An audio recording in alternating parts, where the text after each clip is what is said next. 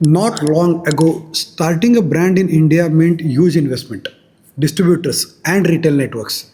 Then came direct to consumer D2C, a model that let founders sell straight to customers. From Mamaearth, Sugar Cosmetics, The Soul Store, Bombay Shaving Company, to Boat, Wakefit, Lenskart, Wow Skin, many common people were building brands from the scratch.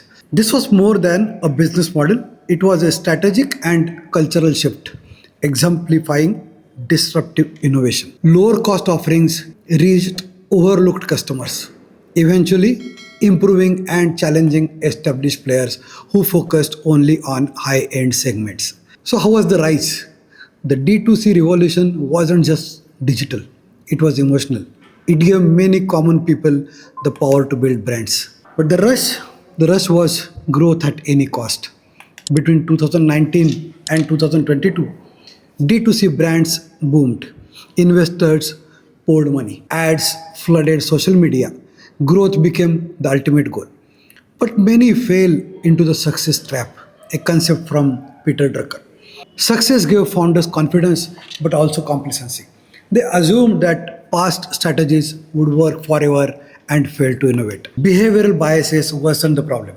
Loss aversion made founders overprotective of short term gains. Overconfidence bias led them to overestimate their market understanding and execution capabilities. Brands literally spent 1 crore to make 50 lakhs revenue. Discounts replaced differentiation. Focus shifted from building loyalty to buying attention. Eventually, many realized the hard truth. Growth without profitability isn't sustainable.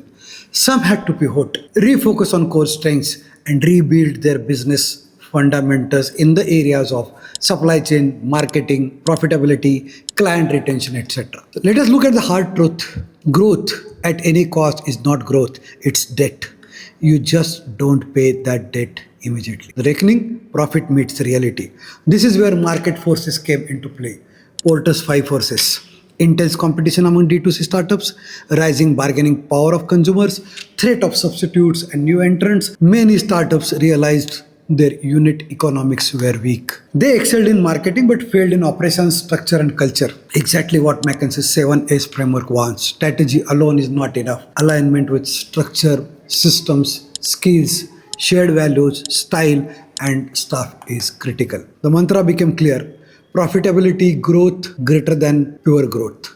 This means that growing fast without generating real profit is dangerous. A brand can attract customers, raise funding, and expand rapidly. But if every new sale costs more than it earns, the business is essentially burning cash.